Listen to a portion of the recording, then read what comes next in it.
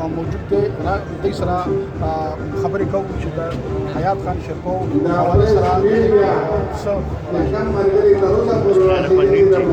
شهید حیات محمد خان شیرپو یو عوامي لیډر او هغه چې کله د سیاست میدان ته ووتلو هغه وخت کې دلته کې دوه غټ ګوندونه موجود وو ډېر غټ غټ لیډران موجود وو په هغې حالاتو کې ځان له ځای جوړول دا یو ډېر لوی خبره وه خو هغه د هغه وخت کوم روایتي سیاست چې وو هغه یې یو لحاظ سره د هغې خلاف ووتلو او هغه روایتي سیاست یې مات کړو او عوامي سیاست ته فروغ ورکړو هغې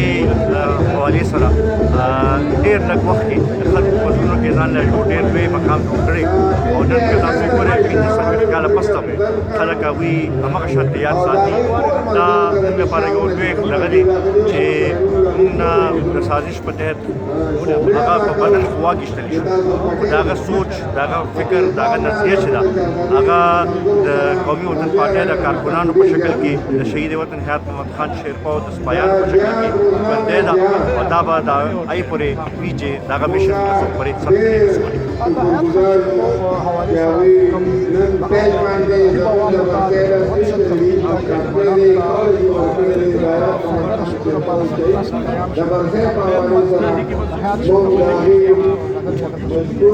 موږ په دغې حوالې سره یو شیرپا فاونډیشن چې دی هغه موجود دی او هغې نه موږ مختلف هغه کې کوو او سره موږ خصوصا فلاحي کارونه هم کوو او سره د سیاسي تربیت د ځوانانو خاص کر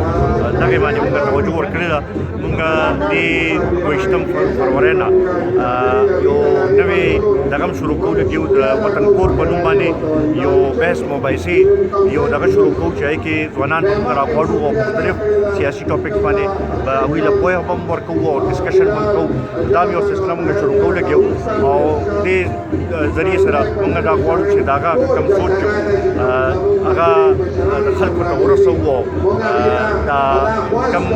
د دې وخت ضرورت دی چې ځوانان راشي او خپل یو کردار ادا کړي پښتنو په مسلو حل کولو کې چې هغې کې موږ ځوانان تیار کړو او هغوی خپل کردار ادا کولی شي حاجي دا مو سره و سکندر خان شیرپو